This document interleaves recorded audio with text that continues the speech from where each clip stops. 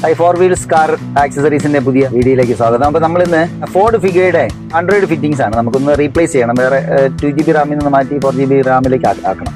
അപ്പോൾ അതിന് ഞാൻ പ്രധാനമായിട്ട് ഉദ്ദേശിക്കുന്നത് നമ്മുടെ ഈ പാനൽ എങ്ങനെയാണ് മാറ്റുന്നത് എന്നുള്ളതിനെ കുറിച്ച്, ഫിഗയുടെ പാനൽ എങ്ങനെയാണ് 9 വെക്കുമ്പോൾ പാനൽ എങ്ങനെയാണ് മാറ്റേണ്ടത് എന്നുള്ളതിനെ കുറിച്ചുള്ള ഒരു വീഡിയോ ആണ്. അപ്പോൾ നമുക്ക് വീഡിയോയിലേക്ക് പോകാം. ഇതാണ് ഫോർഡ് ഫിഗയുടെ പാനൽ എന്ന് പറയുന്നത്. ഇപ്പം നമുക്ക് ഈ പാനൽ റിമൂവ് ചെയ്യുന്നത് ഈ ഭാഗത്ത് വന്നിട്ട് ഇവിടെ ഒരു സ്ക്രൂ ഡ്രൈവർ പോലുള്ള അല്ലെങ്കിൽ എന്തെങ്കിലും ഉള്ള സാധനം കൊണ്ട് ഇങ്ങനെ പ്രസ് ചെയ്തിട്ട് ഇത് ഇളക്കിയാൽ മതിയാവും. ഇത് ഇങ്ങനെ ഇളക്കി മാറ്റാം. അപ്പോൾ നമുക്ക് ഇവിടെ ഇതിനകത്തായിട്ടൊരു സ്ക്രൂ ഉണ്ട്. ഒരു സ്ക്രൂ ആണ് നമുക്ക് ഇളക്കാം. അപ്പം അതുപോലെ ഇതിലും ഈ സൈഡിലുള്ളതും ഇളക്കി മാറ്റാം. ഇവിടെ ഒരു സ്ക്രൂ ഉണ്ട്, കാണാൻ പറ്റുന്നതെന്ന് അറിയില്ല.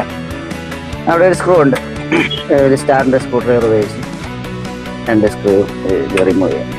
അപ്പം നമ്മൾ സാധാരണ ഈ ഇവിടെ ക്ലിപ്പ് വെച്ച് ഇങ്ങനെ വലിക്കുമ്പോൾ നമ്മൾ ഇതിനകത്ത് നമ്മൾ സ്ക്രൂ ഉള്ളതുകൊണ്ട് പൊട്ടിപ്പോകാൻ ചാൻസ് ഉണ്ട്.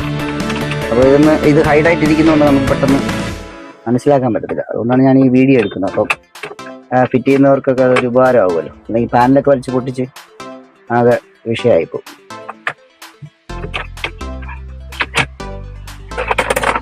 കഴിയുമ്പോൾ ഓട്ടോമാറ്റിക്കലായിട്ട് ഇങ്ങനെ ഇളകി പോരുമല്ലോ. പാനൽ നമുക്ക് ഇങ്ങനെ ഇളക്കിയെടുക്കാം.